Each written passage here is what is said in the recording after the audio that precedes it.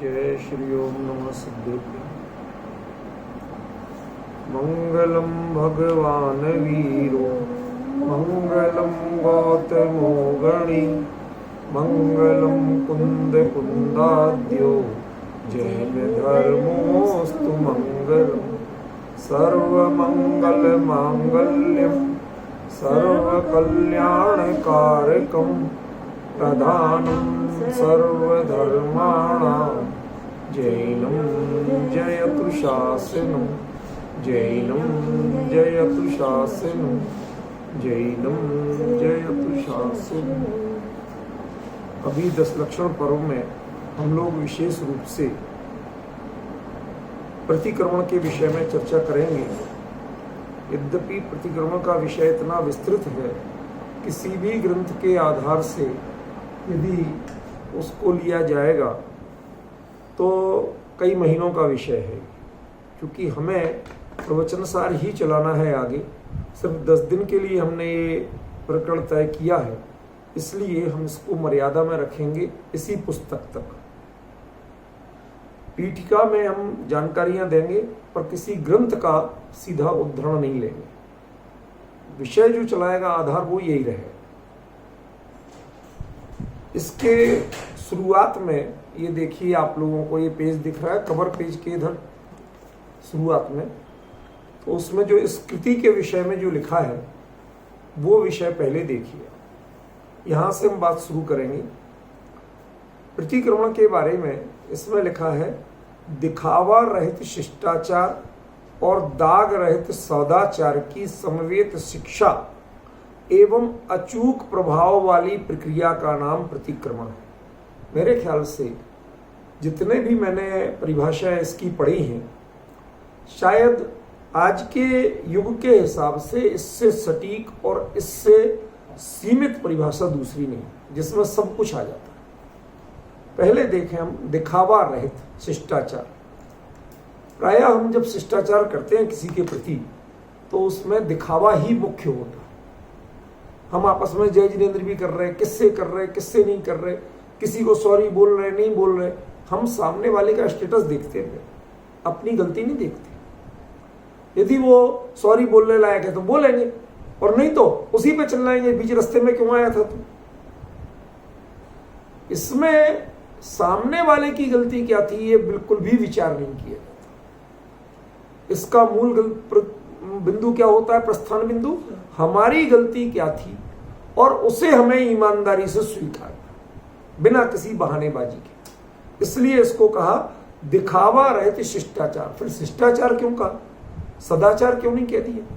देखिए, यह शिष्टाचार भी प्रतिक्रमण मीन्स गलती जब जिसके भी प्रति हुई है, जहां भी हुई है, उसको ईमानदारी से स्वीकार करना, मानना, उस पर खेद व्यक्त करना, यह अपने आप में शिष्टाचार का ही पार्ट है। यह सदाचार का पार्ट नहीं है। क्यों? क्योंकि हमने गलती मान ली, इससे गलती ठीक नहीं होगी। वो ठीक करने की प्रक्रिया सदाचार वाले पक्ष में जाएगी और स्वीकार करने की प्रक्रिया शिष्टाचार वाले पक्ष में जाएगी। दो बातों का भिन्न भिन्न अंतर है, ख्याल में ना। इसलिए मैं भी इसके कठिन शब्दों को सब ले रहा हूं ताकि कल के दिन आप जब पढ़ना चाहें तो आपको पढ़ने में उन शब्दों की परेशानी नहीं है। प्रायः लोग मेरे से कहते हैं कि आप इतने कठिन शब्द क्यों लिखते हैं, थोड़े सरल लिखा करें। उनको समझ में नहीं आएगी ये बात। कहते हैं वो कहें, उनकी अपनी जगह बात सही है, पर वो समझ नहीं सकते। क्योंकि जब भी किसी विषय को जिस लेवल पर सोचा जाता है उस लेवल की ही शब्दावली चाहिए।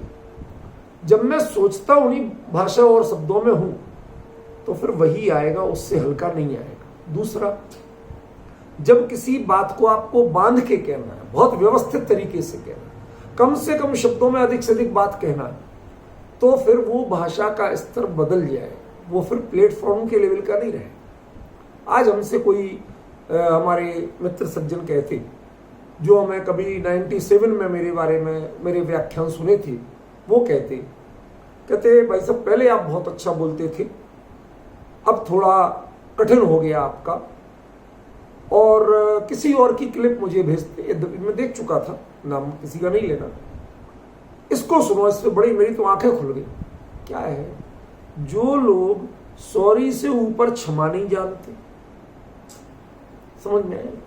थैंक्स से ऊपर मार दो नहीं जानते, उनको हम क्या समझाएं और क्या बोले?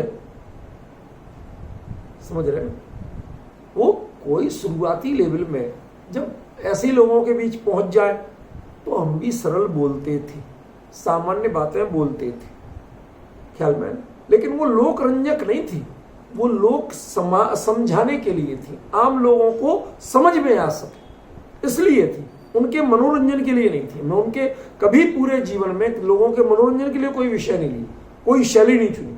हाँ, हमने शैली की सरलता जरूर रखी, दृष्टांतों की सरलता जरूर रखी, ताकि लोग उसको सुनकर के विषय को स्पष्ट कर सके। वो बहुत सामान्य लेवल की बातें थी। आजकल लोगों को धीरे धीरे ये डिमांड होने लगी कि आप हमें बड़े सामान्य स्तर की बातें बताओ, गंभीर बातें मत बताओ। ये एक बड़ी कॉमन फिनोमिना हो गई। हमें प्रतिक्रमण जैसे गंभीर विषय पर यदि बात करना है तो हम इसे मनोरंजन में बिल्कुल नहीं ले सकते, इसे पर्व की मानसिकता में नहीं ले सकते। पर्व की मानसिकता से मेरा अभिप्राय है कि पर्व के दिनों में लोग भीड़ बहुत होती है, जो लोग कभी नहीं आते वो भी आ जाते हैं, जो कभी नहीं सुनते वो भी सुनने बैठ जाते हैं। अब ऐसे लोग जब बैठ जाएंगे तो नतीजा क्या होगा? वक्ता के ऊपर एक प्रेशर होता है, मनोवैज्ञानिक दबाव होता है कि वो जो नए लोग आए हैं जिन्हें कुछ भी पता नहीं है उनके हिसाब से बेसिक बातें करें। मैं इसका बिल्कुल प्रयोग नहीं करूं, लेकिन ये जरूर है कि कुछ बातें जो आप लोगों के बीच में कभी की जा चुकी होंगी प्रतिक्रमण के बारे में, फुटकर जिसे कहते हैं ना, कभी कभी कोई बात आ जाती है, मैं उनको इग्नोर करूंगा, मैं सबको जीरो से लूंगा, ताकि इन व्याख्यान माला को जो सुनेगा तो उससे तो कम से कम, कोई भी कहीं सुने अब तो उनको तो कम से कम पूरा व्यवस्थित ज्ञान मिले, उनकी जानकारी मिले। कोई विषय हम ये कह के नहीं छोड़ेंगे आपको पहले कह चुके हैं तो अभी बताएंगे, नहीं कहा है वो तो बताएंगे, इसीलिए हम एक तरफ से मिले। तो पहला बिंदु क्या हुआ? दिखावा रहित शिष्टाचार। हमारे लोक जीवन में शिष्टाचार का अर्थ भी एक फॉर्मेलिटी और हो गया, ये नहीं है। शिष्ट जनों का आचार, भले लोगों का आचरण क्या होता है कि वह दूसरों के दोष देखने की जगह अपने दोष देखते हैं। हमारे यहाँ कहा गया निज गुण अरु पर अवगुण ढाके, ढकने के लिए क्या? अपनी अच्छाई और दूसरों की बुराई, और प्रकट करने के लिए दूसरों की अच्छाई और अपनी बुराई। ये हमारे यहां नीच गोत्र उच्च गोत्र के कारण भी कहे गए। आप निकृष्ट व्यक्ति, नीच गोत्र माने किस कुल में जन्म लिया वही नहीं है। हम अपने जीवन में कई बार शूद्र बनते, कई बार ब्राह्मण बनते। ब्राह्मण माने शिक्षा की दृष्टि से, जाति पात की दृष्टि से, कर्म में शूद्र भी कर्म की दृष्टि से। और जब हम गाली गलौज करें, गुस्सा चिल्लम चिल्ली करें, मान कषाय करें तो हम शूद्र हैं, समझ रहे हैं? अपने जीवन में हम शूद्र हो जाते हैं। गोत्र जो है वह गोत्र कर्म के उदय से जो मिलता है वो तो भूल जाओ, पहले अपने जीवन, वो यदि उसको देखोगे तो फिर तो जो शूद्र वृत्ति में जन्म लिया है वो सारे जीवन अपने को उसी में दुखी माने रहे, और आप अपने अभिमान में मस्त रहो कि हम तो जैन कुल में जन्म लिए। ये से आप तो प्रतिक्रमण कभी कर ही नहीं पाओगे, आप में शिष्टाचार कभी आएगा ही नहीं। और आत्मनिंदा प्रशंसे, पर की निंदा अपनी प्रशंसा, ये नीच गोत्र का कार्य। पर के सद्गुणों का उच्छादन, उनको अरे वो क्या है, वो तो ऐसे ही बोलता है, और अपने असद्गुण जो अपने में नहीं भी है तो भी नहीं बता रहे अपने का, हाँ साहब हम तो बहुत कुछ है। ये सब आपकी निकृष्टता के परिचायक है। यदि आप वास्तव में कुलीन रहना चाहते हैं तो आपको शिष्टाचार आना ही चाहिए, आपको गलती स्वीकार करना आना ही चाहिए, आपको अपनी गलतियों की पहचान होनी ही चाहिए। आपकी भूमिका क्या? इस पुस्तक में प्रतिक्रमण वाली शैली और विषय सारा आचार्यों का है, मैं आपको क्लियर बता रहा हूं, इसलिए इसको मैं ग्रंथ भी कहता हूं। और चूंकि लोग इस अभिमान का पोषण नहीं समझने लगे इसलिए पुस्तक कह देता हूं कि साहब ये अपने लिखे को ग्रंथ कह रहे। इसलिए इतना ही अंतर है और कुछ नहीं है। बाकी जो कुछ भी लिखा, कई विषय तो हमने कुंद आदि आचार्यों की ज्यों की त्यों गाथाएं ली, बस गाथा छंद में होती है, उसमें कर्ता कर्म क्रिया आगे पीछे हो जाते हैं और हमने ऐसे गद्य के वाक्य में रख दिया, वरना ज्यों का त्यों लिया। कोई अपनी ओर से घुसाने की कोशिश नहीं की, पूरी सावधानी रखी, ख्याल में ना। तो इसलिए जो भी विषय चलेगा, चाहे हिंदी से चले, प्राकृत से चले, आपको अब क्रम से समझना है कि प्रतिक्रमण वास्तव में कर्ता कौन है। ये अज्ञानी मिथ्या दृष्टि जीव जो है, लेकिन टोडरमल जी ने जिनको कहा, अब जो जीव जैन है जिन आज्ञा को मानते हैं, दो चीजें, आपकी पात्रता कितनी, अब जो जीव जैन है जिन आज्ञा को मानते हैं उनके भी मिथ्यात्व शेष रहता है।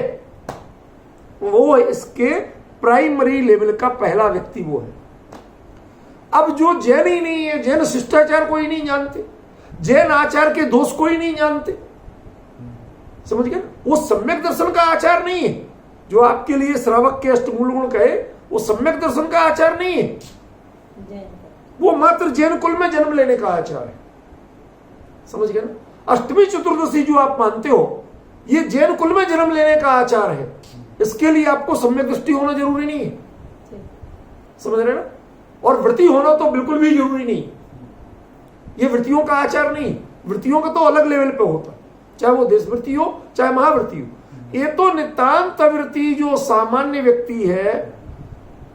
अब आपने कहेंगे साहब इसमें श्रावक क्यों कह दिया उसको, ये प्रश्न किए गए मेरे से, समझ में क्या प्रश्न किया, उसे श्रावक क्यों कह दिया। हम तो श्रावक देशवृत्ति को मानते हैं। सोच आपकी ठीक है। श्रद्धावान, विनयवान और क्रियावान, ये तीनों गुण जिसमें हो सामान्यता, उसको श्रावक कहा। जो जैन धर्म पे श्रद्धा रखता है, देवशास्त्र गुरु की विनय करता है और जितना उससे संभव उतना सदाचार का पालन करता है, श्रद्धा, विनय और क्रिया तीनों चीजें जिसमें हैं, वो श्रावक है, ख्याल में। इस दृष्टि से चाहे मिथ्या दृष्टि हो, पर जैन कुल में जन्म लिया, जिन आज्ञा को मानता है वो भी श्रावक है। वीतरागी देवगुरु धर्म में श्रद्धा रखता है, वो भी श्रावक है। उसका हम तिरस्कार नहीं कर सकते। क्या कहोगे उसको आप? गृहस्थ भी धर्म आपके यहां है या नहीं है भाई? यही तो कहते हैं, गिहत्त धम्मो सागार, मुनि धम्मो अणगार। यही तो भेद करते हैं आप धर्म के। पात्र की अपेक्षा दो ही तो भेद है आपके, सागारो अणगारो च, सागार धर्म और अणगार धर्म। अब इसमें प्रवचन सार की बातें घुसाने की कोशिश मत करना, वो विषय एकदम अलग है, ये विषय एकदम अलग है। फंडामेंटली चीजें हमें देखना है इसको प्रैक्टिकली। तो जब हमने सागार कहा, उस सागार में क्या है अर्थ? सा माने सहित और आगार माने घर, घर गृहस्थी सहित है जो। अब बताइए इसमें सम्यक दर्शन मिथ्या दर्शन कहां से आ गया? पॉइंट समझ रहे कि नहीं समझ रहे? इसलिए जब सागार भी धर्म है, ख्याल में, तो वह ठीक है। हमारे यहां मोक्ष मार्ग की शुरुआत सम्यक दर्शन से होती है और अविरति सम्यक दृष्टि और सामान्य जिन धर्म अनुयायी मिथ्या दृष्टि, ध्यान रखना, जिसको टोडरमल जी कहते हैं, अब जो जीव जैन है जिन आज्ञा को मानते हैं उनके भी मिथ्यात्व तो रहता है, ख्याल में ना। लेकिन जैन होना चाहिए, जैन माने कुल से नहीं, श्रद्धान से, विनय से, क्रिया से। और जिन आज्ञा को मानते हैं उसका, अरे साहब जमाना बदल गया है? ये नहीं चलेगा, समझ गए ना। फिर कोई बात कह दे आपके आचरण की और उसमें आप कुतर्क लगाओ, वो नहीं चलेगा, कुतर्क वाला नहीं चलेगा। भले ही मिथ्यात्व, हम सम्यक्त्व और मिथ्यात्व की अनिवार्यता की बात नहीं करते, लेकिन अभी यदि आप अपने कुल के आचार को भी पालते हैं, समझ गए, जिस कुल में जन्म लिया, जिस वीतरागी के कुल में जन्म लिया, यदि उस आचार को भी पालते हैं, आपके सम्यक दर्शन नहीं हुआ जन्म से, ये तो तय है, क्योंकि पंचम काल में जन्म लिया। किसने कब लिया, इसका थर्मामीटर केवली के अलावा किसी के पास नहीं। स्थूल जो गृहीत मिथ्या तो करता है, वो तो दुनिया में समझ में आ जाता है कि ये तो मिथ्या दृष्टि है। लेकिन यदि जो स्थूल गृहीत मिथ्या तो नहीं करता है तो अंतरंग परिणति का परखने का कोई प्रामाणिक थर्मामीटर नहीं। और आपको प्रथमान योग मिसगाइड करने के लिए तैयार है। ध्यान से सुनना सुदेश बाबू शब्द, मैं बहुत जिम्मेवारी से बोल रहा हूं, जिनवाणी सामने रख के बोल रहा हूं। प्रथमान योग आपको मिसगाइड करने के लिए तैयार है। फॉर द एग्जाम्पल, भरत चक्रवर्ती 96,000 रानियों में रमते थे, फिर भी घर में बैरागी थे। रामचंद्र जी 6 महीने भाई की लाश को कंधे पर लिए डोले थे। ये आपको गाइडेंस है या मिसगाइडेंस है? जो छायक सम्यक दृष्टि थे यदि वो ऐसा कर सकते हैं तो आपके लिए तो साहब और भी पूरी छूट है, फिर तो कुछ भी करो। इसलिए भाई इन बातों को ध्यान से सुनना कि आपको इस विषय में प्रथमान योग को बीच में बिल्कुल नहीं लाना है, एक भी रेफरेंस नहीं देना। समझ गए? मैं इसलिए कभी हमसे पूछा जाता, पता मैं कहता हूं भैया मुझे पढ़ना ही नहीं, सुनना ही नहीं, मुझे जितने काम की चीज लेना होती है वो मैंने ले ली, उसके अलावा मैंने नहीं लेना। समझ गया? प्रथमान योग को मैं इतना बड़ा नारियल मानता हूं जो पेड़ पे लगता है। समझ गया? मूल बिदरी जब मैं रहा तो पहली बार देखा था कि नारियल इतना बड़ा होता, नहीं तो यहां तो गोले ही देखे थे। समझ गया? ऊपर से धड़ाम से गिरा तो मैं रुका था, मैंने कहा रात को कोई कूदा तो जरूर कोई बदमाश आया होगा, मैं अकेला रह रहा हूं, पूरे धर्मशाला में अकेले ही मैं हूं, पता नहीं क्या। चुपचाप पड़ा रहा, रात भर इंतजार करता रहा, कोई तो चल के आएगा, कोई नहीं आया। सुबह पूछा मैंने चौकीदार से, उसने कहा ये पेड़ है ना, पेड़ पे से कूदता है। कौन कूदता सही बता इतनी ऊंचाई से? तो उसने दिखाया, देखो ये पड़ा है नारियल, इतना बड़ा नारियल रियल में। वहां होते हैं ऐसे बड़े बड़े पेड़, बहुत अच्छी क्वालिटी के और बड़े बड़े नारियल होते हैं, उनका गोला इतना बड़ा बड़ा निकलता है, आपके एक हथेली पे गोला नहीं है। अब वो इतना बड़ा नारियल, और जिसके लिए गोला भगवान की पूजा के लिए चटक चढ़ानी है, उसके लिए बाकी किस काम का? छील के फेंकने के, और किस काम का? ठीक है, और इंडस्ट्री वाले आजकल कितने यूज कर ले, मैं उस पर अब चर्चा नहीं करना चाहता। लेकिन जिसका प्रयोजन अकेला वो गरी है भगवान की पूजा में चढ़ाने के लिए, ना वो जटाजूट काम का है, ना वो खोपड़ी काम के, ना छिलके काम के, सब कुछ उतरेगा, इतना सा रह जाएगा वही काम का। ऐसे ही मुझे प्रथमान योग में 2-4 जो अपने आत्महितकारी बातें होती हैं, उसके अलावा मैं किसी काम का नहीं मानता, सबको छिलका मानता हूं। बहुत सी बातें कही और उनको लोगों ने बड़ा चढ़ा के ऐसे ऐसे कह दिया कि मैं आपको बता नहीं सकता। इसलिए मैंने आपसे विनती की कि प्रतिक्रमण जैसे गंभीर विषय के बारे में आप प्रथमान योग की चर्चा बिल्कुल नहीं लाएंगे, उसके दृष्टांत बिल्कुल नहीं लाएंगे। यदि इसे समझना है तो उससे आपको बच के रहना पड़ेगा, वरना आप मिसगाइड के सिवाय कुछ नहीं हो। बताइए, रामचंद्र जी ने यदि 6 महीने गलती नहीं सुधारी थी तो आप कितने दिन? वो तो छायक समय दृष्टि थी, पर मिथ्या दृष्टि थी, जीवन में कभी सुधारे ही नहीं। आप समझ रहे हैं? फिर प्रतिक्रमण होगा कैसे? ये प्रतिक्रमण की पहली पात्रता कि दिखावा रहित शिष्टाचार, आपको दुनिया को नहीं दिखाना है, अपनी नजरों में श्रेष्ठ बनना, अपना दाग खुद साफ करना है। समझ गया? और दूसरा क्या कहा? दाग रहित सदाचार। ये उससे भी गंभीर शब्द है, आपको शब्द इतनी आसानी से समझ में नहीं आएगा इसका मतलब क्या है। शब्द पढ़ लेना एक अलग चीज। दाग रहित, दाग रहित माने हम किसी चीज को, आजकल बहुत विज्ञापन आते हैं, हमारा ये पाउडर यूज कीजिए, आपका कोई भी कैसा भी दाग होगा नहीं रहेगा। मैं पूछना चाहता हूं उनसे कि यदि मैं एक साफ कपड़े में आपका ये पाउडर खोल के लगा दूं तो दाग आएगा कि नहीं आएगा? मेरे पॉइंट समझ रहे मैं क्या कहना चाहता हूं? जो इलाज, दाग का इलाज यदि स्वयं दाग देता हो, वो उसे हम दाग रहित सदाचार नहीं कह सकते। मुझे ये दृष्टांत इसलिए देना था। जो हमारे जीवन में सदाचार होता है वह पिछले दाग भी नहीं छोड़ता और स्वयं भी दाग नहीं देता। 2 बातें ख्याल में है क्या? ना तो जो दाग निकालता है उसको बिल्कुल जड़ से निकाल देता है, वो बचने नहीं देता, अभी इसमें गहराई है बाकी। और दूसरा, खुद के उसके दाग लगते नहीं, कम से कम आपकी भूमिका में वो दाग नहीं कहला सकता। मेरे पॉइंट समझ रहे हैं? जैसे किसी का गुलाबी कपड़ा है,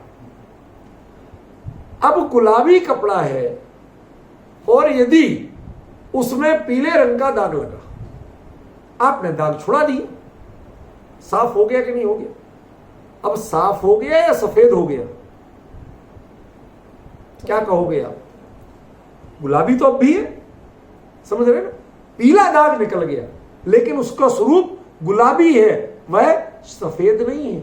बहुत सोच समझ के शब्दावली बोल रहा हूं। हम श्रावक हैं, छद्मस्त हैं, हम मुनिराजों जैसे सफेद कपड़े नहीं है हम, समझ गए ना? इसलिए आप गुलाबीपन पे ऐतराज नहीं कर सकते, वो तो हमारा सदाचार है, और पीलापन वो दाग है। अब डिफरेंस समझे आप बात का? क्या कहा? जो हमारी भूमिका में बात है, हमें जो बेदाग है वह साधु के लिए दाग हो सकता। जो वस्त्र हमें पहनना, अच्छे से अच्छे साफ वस्त्र पहन के जाओ, ठीक है ना, वो आपके लिए शोभा है, आपका सदाचार है। लेकिन साधु के पास एक रेशा मिल जाए तो उनके लिए अनाचार है। अब डिफरेंस क्या है? ये मैंने क्यों कहा कि इसको अपनी भूमिका तक लेना, ये अवृत्तिग्रस्तों के लिए है, ये देशवृत्ति या महावृत्तियों के लिए नहीं है। इसलिए उनकी बातें भी इसमें नहीं जोड़ना, प्रथमान योग नहीं जोड़ना और चरणान योग की भी ऊंची की भूमिका नहीं जोड़ना, तब समझ में आएगा ये प्रतिक्रमण। समझ में? तीसरा एक पक्ष और इसी शब्द का, दाग रहित सदाचार। जो दाग लगा वो दाग अपने आप आपने अपनी प्रोसेस भावों में की और वो कर्मों से दाग छूट गया। मेरा पॉइंट समझ रहे कुछ? जब आप गलती करोगे तब वह पाप उसी समय कर्म बंधेगा या नहीं बंधेगा? अब आपने भाव सुधारे ना, कर्म तो नहीं सुधारे, लेकिन यह प्रतिक्रमण गारंटी देता है कि वह उस कर्म का जो दाग रूप माने पापपना, विकारीपना, उसको वह पूर्ण प्रकृति के रूप में संक्रमित कर देगा। समझ रहे ना? इसलिए इसको कहा दाग रहित सदाचार। दाग गायब हो गया, कलर गायब हो गया। मैंने ये नहीं कहा गुलाबी कपड़ा था गुलाबी रहा, मैंने सफेद नहीं कह दिया। और यदि कोई केमिकल आपके दाग गायब करने के एवज में वहां का कलर भी गायब कर दे जो गुलाबी है, तो पहनोगे, फिर वो दाग बन जाएगा। क्यों? टोटल गुलाबी उतना सफेद। डिफरेंस समझ रहे हैं? इसलिए अपनी भूमिका से ऊपर उठने की भी टोटल प्रयास करना, उसके लिए मना नहीं करते, लेकिन एकांगी प्रयास नहीं करना। क्या शब्द बोल रहा हूं? ये चीजें सीखना पड़ेंगी, नॉर्मली कोई नहीं बोलता। क्या? एकांगी प्रयास नहीं करना। आज जो हम लोग कुछ बातें तो महाराज जियों जैसी करने लगते, समझ गए, कुछ देशवृत्तियों जैसी करने लगते, प्रतिमाधारियों जैसे। आप समझते हैं कि आप गुलाबी कपड़े में उस दाग को निकालने के लिए उस कपड़े को सफेद कर रहे हैं। वो सफेद यद्यपि दाग नहीं होता है, पर वह सफेदी निकल आए तो वह पूरे गुलाबी कपड़े में दाग ही लगती है, आप पहन नहीं सकते उस कपड़े।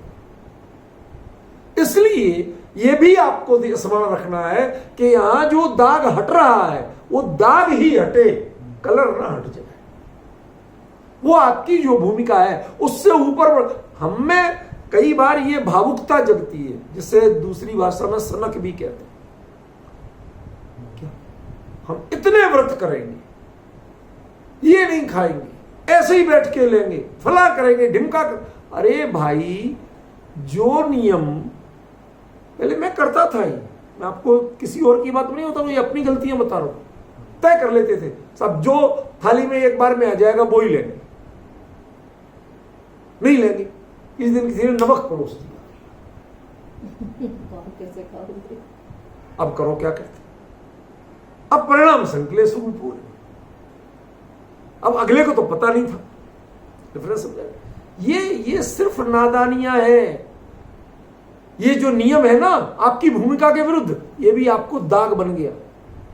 वो लाल कपड़े में से लाल रंग निकाल के उसने सफेदी बना दी उतने। ये कोशिश नहीं करना, आपको जितना बैलेंस करके समझना है पूरा, डिसबैलेंस नहीं होना। समझ रहे ना? बहुत गंभीरता से ध्यान रखना इस बात को, ठीक है? दाग रहित सदाचार आपके, लेकिन निष्ठा इतनी हो कि वो कर्म तक को मानना पड़े। क्यों? सुनो प्लीज, बीच में मत बोलो। क्यों? कर्म भी भाव से ही बंधे हैं और भाव से ही छूटते। क्या कहा? बात समझ में? कर्म कैसे बंधे? भाव से। और कर्म छूटते कैसे हैं? भाव से। तो यदि हमने भाव इतने पवित्र, अब आपका दिखावा नहीं होना चाहिए। आलोचना पाठ जैसे लोग पढ़ते हैं, आलोचना पाठ, ये आलोचना प्रतिक्रमण का पार्ट तो है, लेकिन आलोचना अपने आप में करने की चीज नहीं है। मैं बहुत गंभीर बात बता रहा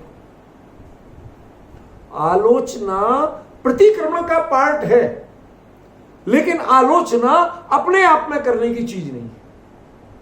यह जैसे कपड़े को साफ करने के लिए पानी भी एक पार्ट है, पानी में भिगोना, फिर साबुन लगाना, फिर ब्रश से रगड़ना, फिर पानी से खंगालना, तब 4 स्टेज हो गए। ठीक है ना?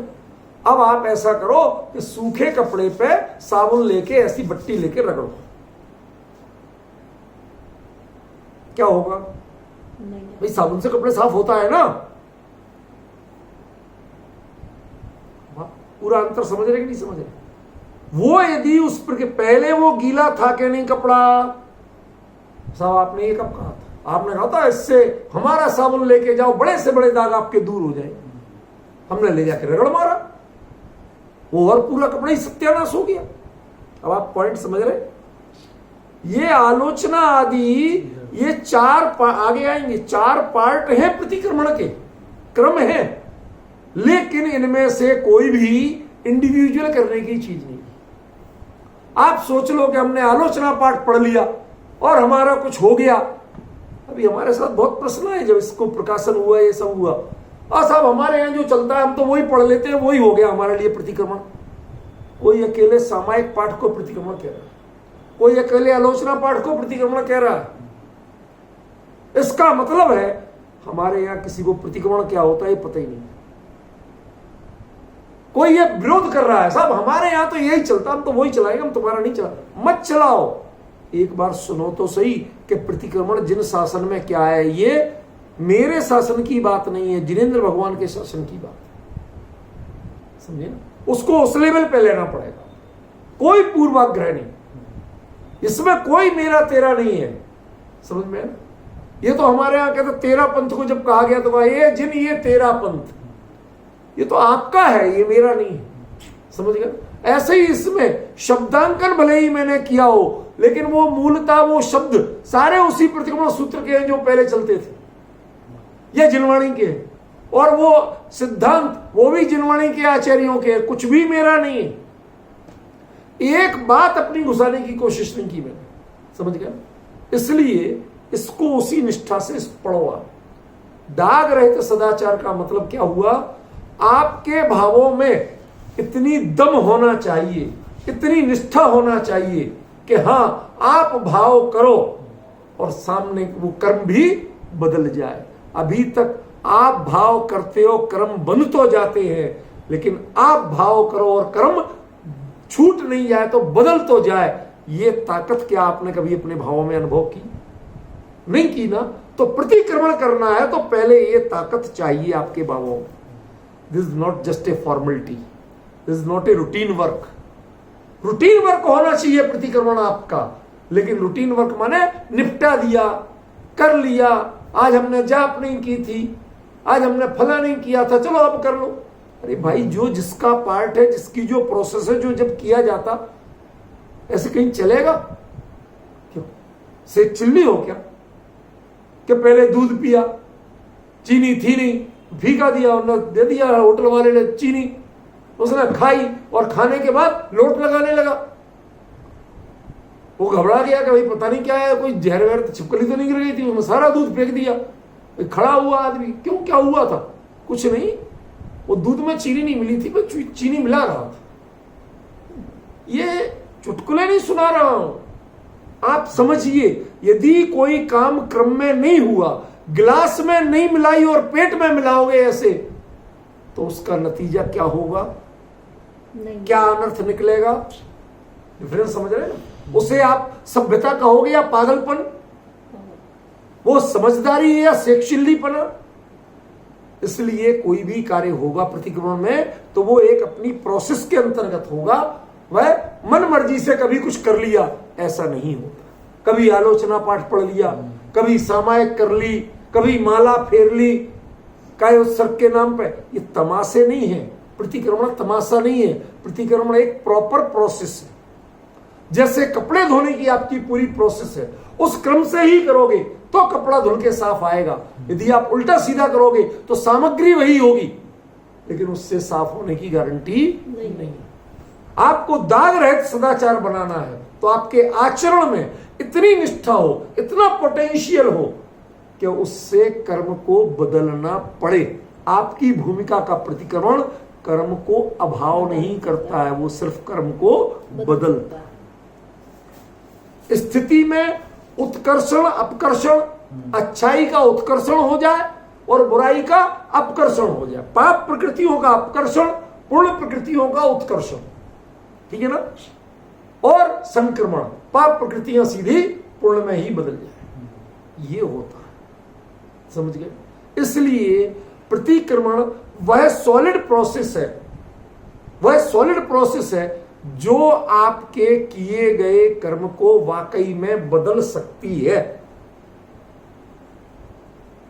यदि ये विश्वास नहीं है आपको तो प्रतिक्रमण मत करिए, कोई फायदा नहीं। पर इसके लिए इलाज बाहर में नहीं चाहिए। दवाई की ताकत मत बढ़ाइए, दवाई की ताकत मत बढ़ाइए, पावर मत बढ़ाइए। खतरा है आपको, आपके ऑर्गन फेल हो सकते हैं।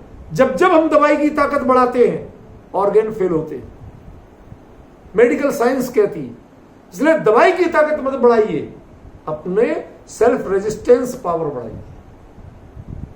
चाहे घूम के बढ़ाइए, एक्सरसाइज करके बढ़ाइए, हेल्दी फूड लेके बढ़ाइए, दिनचर्या बदल के बढ़ाइए। बढ़ाइए क्या?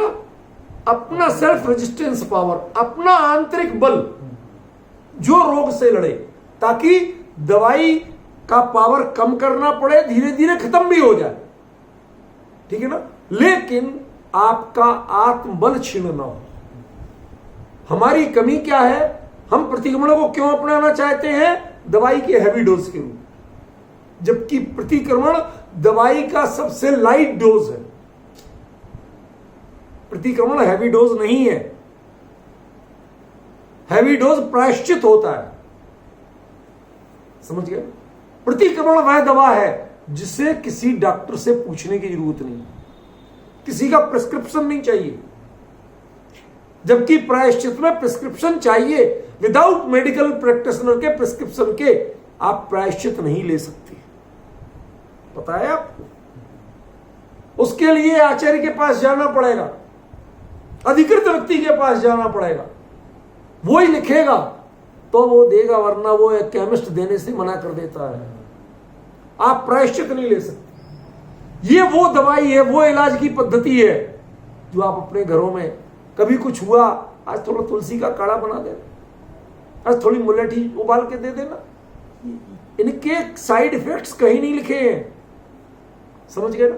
गुड इफेक्ट्स तो लिखे हैं, बैड इफेक्ट्स नहीं लिखे। ये होम आपके किचन के आइटम है। ऐसे ही प्रतिक्रमण की जो क्रियाएं हैं वो आपके जीवन के आइटम है, वो आपकी गृहस्थी के आइटम है, वो आपकी दिनचर्या के पार्ट है। यदि आपने इस लेवल पर नहीं समझा तो आप प्रतिक्रमण कर ही नहीं सकते। समझे? जब स्वरूप नहीं समझा तो विधि का क्या मतलब रह जाएगा? अभी तो जरूरत है स्वरूप समझने की, समझ रहे हैं? प्रतिक्रमण इतनी सहज चीज है, वो चीजें आपके किचन में मिलना ही चाहिए। क्या वो चीजें आपके अपने जीवन में मिलना चाहिए, आपको पता हो कि हाँ ये गलतियां हैं और इनका ये इलाज हो सकता है। किससे पूछने जाए? किसी से नहीं पूछे, समझिए। और फिर उससे भी बड़ी बात, कई लोग कुतर्की बहुत होते हैं, उनका प्रतिक्रमण नहीं होता। कैसे कुतर्की? जैसे कई लोगों को कहो बाबा खांसी हो रही, थोड़ा इलाज कर, अरे अब बहू बेटियों का घर है, थोड़ी बहुत खांसी अच्छी रहती है। ये पुराने डायलॉग है, कोई मैं नहीं बता रहा हूं। क्या है ये? अरे गलती को गलती के रूप में नहीं लेके आप उसे जीवन की उपयोगिता बताते हैं, ये कुतर्क है।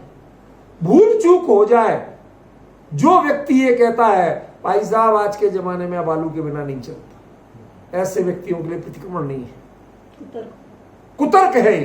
जमाने पे मत लाइए, आप अपने जैन कुल पे लाइए, अपने जीवन पे लाइए। आप जिस कुल में जन्मे हैं उस कुल के संस्कारों पे लाइए। समझ गए? ये जमाने की चीज नहीं है, ये जैन कुल की चीज है। किस कुल में जन्मे हो आप? आपके कुल में ऐसा कभी हुआ क्या आज तक? हमें समझना पड़ा, और यदि नहीं समझे हम तो हमारी बहुत बड़ी भूल। मैंने आपको रावजी सखाराम दोषी का एक दृष्टांत बहुत दिन पहले बताया था, आपको याद रहा नहीं रहा मुझे पता नहीं। उनके घर में रावजी सखाराम दोषी माने वो परिवार जिसने सबसे पहली बार जिनवाणी छपवाई है। उसके पहले पन्ने पन्ने पे लिखी जाती थी, बाइंडिंग होके बुक के रूप में नहीं होती थी। अब पन्ना पन्ना कौन संभाले, कौन पढ़े? मंदिर में बड़े उससे हवा नहीं चल जाए, कुछ ना हो जाए, ठीक है ना। ये बाइंडिंग वो जो बुक के रूप में होती है, ये कभी नहीं छपती थी। सबसे पहले जिन्होंने छपवाई, रिस्क ली, उनके लिए समाज से बहिष्कृत कर दिया गया, कोई इनके रोटी बेटी का व्यवहार नहीं रखेगा। इस कीमत पे भी जिन्होंने पहली बार जिनवाणी छपवाई और घर घर पहुंचाने का काम किया, कहते भाई तुम हमें बेटी नहीं देना, तो हमें रोटी नहीं खिलाना, पानी भी नहीं देना, जिनवाणी तो ले लो, पढ़ो तो सही। डिफरेंस समझ रहे हैं? मैं अरे गहरे की बात नहीं कर रहा हूं। इतनी निष्ठावान परिवार, उनके वो सखाराम दोस्त, वो स्वयं रोज प्रक्षाल पूजन स्वाध्याय करने वाले, अष्टमी चतुर्दशी व्रत करने वाले बड़े सज्जन व्यक्ति थे। खानदान बहुत बड़ा। ये जो प्रीमियर कार कंपनी वगैरह सब उन्हीं के तो थे, ये वालचंद नगर ग्रुप ऑफ इंडस्ट्रीज सब उनका ही था, समझे ना। तो वो उनके परिवार में एक पोता, उनका बेटे का, किसी बेटे का बेटा, लंबा चौड़ा खानदान था। वो ऐसा निकला कि पैसे के चक्कर में उड़ाता था तो एक वेश्यागामी हो गया। धीरे धीरे ज्यादा हुआ, लोगों ने टोका टाकी की, भला बुरा कहा, तो उस वेश्या के ही रहने लगा, अपना घर ही छोड़ दिया। समझ गए? अब घर में कोई शादी का समय आया, उनको लगता था बच्चे को किस बहाने बुलाएं, ऐसे कहेंगे तो आएगा ही नहीं, तो कुछ दिन रहने दिया भाई। फिर घर में कोई शादी आई तो किसी से कहा भाई उसको भी बुला लो। अरे वो क्या आएगा, नालायक, उसको आएगा, हमारा घर और बदनाम होगा, रिश्ता और टूट जाएगा। एक दिन सुबह प्रक्षाल पूजन करके अपने सोने की मूठ वाली छड़ी टेकते हुए, धोती दुपट्टा पहने पहुंच गए उस मोहल्ले में। पता कर लिया था कहाँ है। अब उसी कोठे के नीचे खड़े होकर रोड उसको बुलाते नाम लेके। अब उसने ये तो दादाजी की आवाज जैसी लग रही है, वो यहां कहां से? सो देखा बालकनी से झांक के तो सचमुच में दादाजी खड़े थे, बुला रहे, आओ बेटा आओ। अब ये घबराया, लेकिन उनकी बात टाल भी नहीं सकता, उतर के गया नीचे, छुए नहीं, दूर से ही जमीन पे पैर अब सिर रख के रोने लगा। दादाजी इस एरिया में मेरे कारण आप यहां आए, किसी से कहलवा देते, मैं तो आपके पैर छूने लायक भी नहीं हूं। बेटा कुछ नहीं है, उसके सिर पे हाथ फेरा, आराम से प्यार से बुलाया, कहते घर में तेरी बहन की शादी है, चल शादी करके वापस आ जाइए, हम रोकेंगे नहीं। समझिए? अब घर के सब लोग देख रहे, उसको लेके आ रहे। देखिए मैं प्रतिक्रमण सिखा रहा हूं, कुछ और नहीं। आपके परिणामों में कौन सा बल चाहिए वो सिखा रहा हूं। क्या उसको कुछ नहीं टोका, लेके आए, आके कहते बेटा जब इस घर में रहोगे तो इस घर की मर्यादा तो पालोगे, जितने दिन हो तुम्हें, 1 दिन 2 दिन 3 दिन शादी में, उतना तो पालोगे।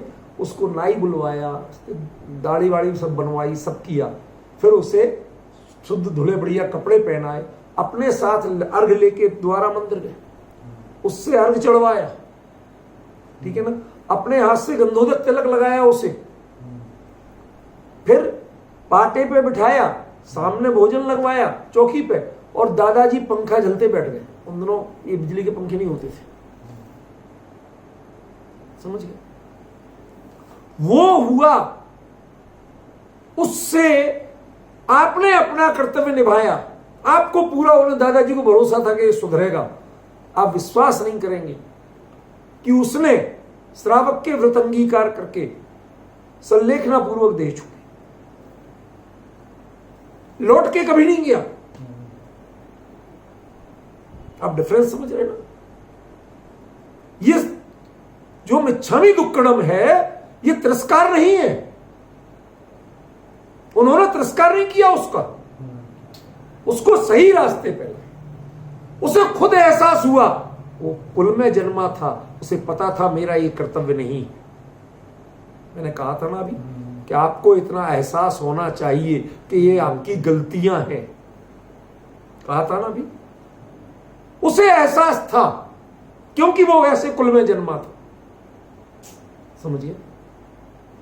और जब अच्छाइयां देखी, अपनाना देखा, आपको केयर योर सेल्फ, अपने आप को खुद अपनाना है, उसका नाम प्रतिक्रमण है। आज तक आपने तिरस्कार किया है, टोका टाकी की। अपने परिणामों को इतना मजबूत बनाओ, अपना मनोबल इतना मजबूत बनाओ कि हां मैं इतनी दृढ़ता। आप बाहर में कोई भी काम कर रहे हो, उसमें अंतरंग परिणामों की गारंटी क्या है, ये बताओ मुझे।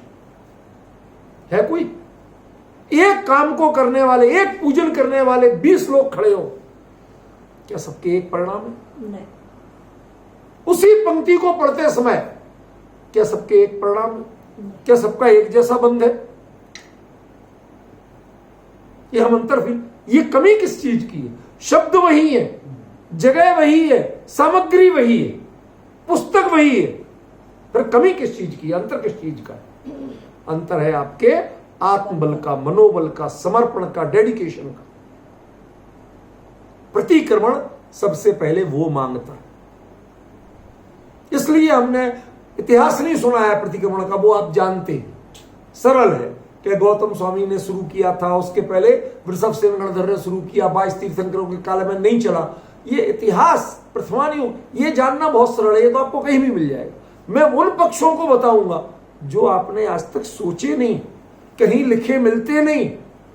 ये मेरे इन 2 शब्दों के भी छोटे छोटे, दिखावा रहित शिष्टाचार और दाग रहित सदाचार, सिर्फ इस पर बोल रहा हूं, समझ रहे हैं? ये आपको समझना पड़ेगा। दिखावा कौन करे? जो मन से नहीं सुधरना चाहता है, दूसरे को, दूसरे की गुडबुक में नाम चाहता है, मान कषाय। मान कषाय का लोभी कभी प्रतिक्रमण नहीं कर सकता। दुनिया हमें कैसे देख रही है, मैं आपको सच बात बताऊं, अपने आप को शांति से छाती पे ऐसे हाथ रखना और टटोलना। जिस दिन कितने लोग आते हैं तो आपकी पूजन की स्टाइल क्या होती है, उच्चारण क्या होता है, और जब आप अकेले रह जाते हैं, कोई नहीं हो, तो आपकी पूजन की शब्दावली और एकाग्रता कितनी होती है। कभी अपने आप को पिछला इतिहास खुद ही याद करके देखना। क्यों कमजोर पड़ते हो? क्यों? क्योंकि अब आपको मान की पुष्टि नहीं हुई, वरना आप तो वही हो। भगवान की पूजन आपको अपने हित के लिए करना है या दुनिया से मान के लिए करना है? समझ गया?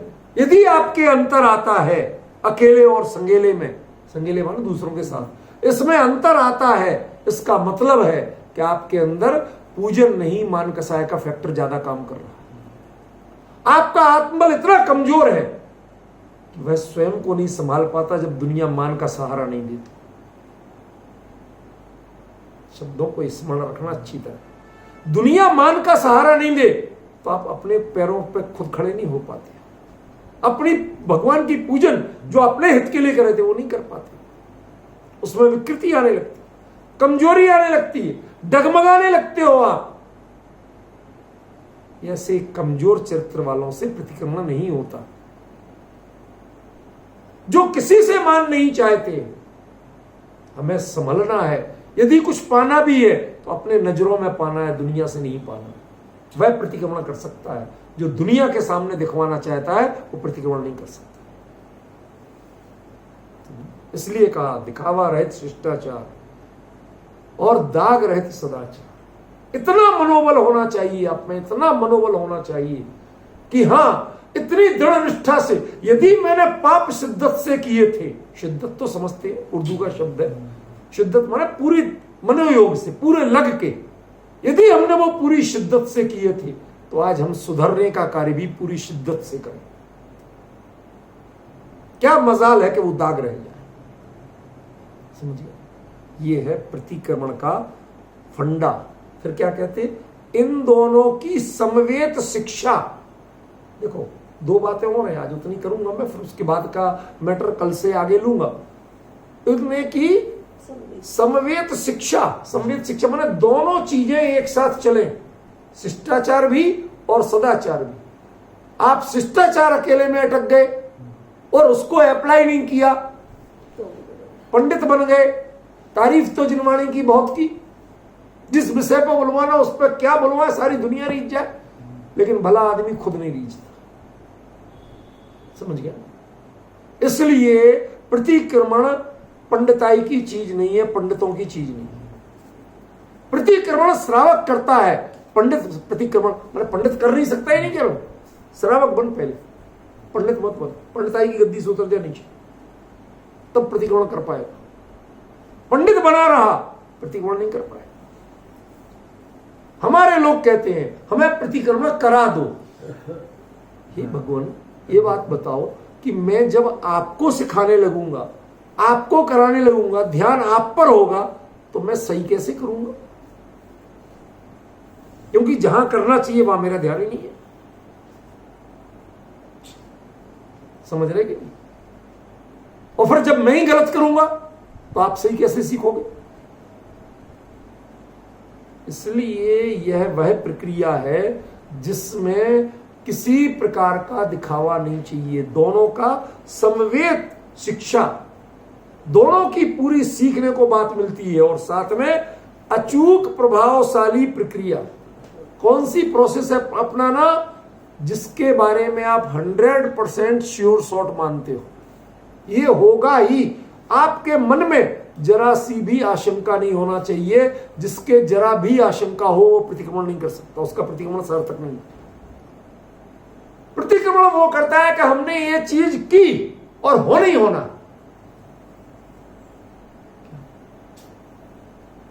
कोई कहे साहब मैं खाना नहीं खा पाता, कब? सो जाता हूं।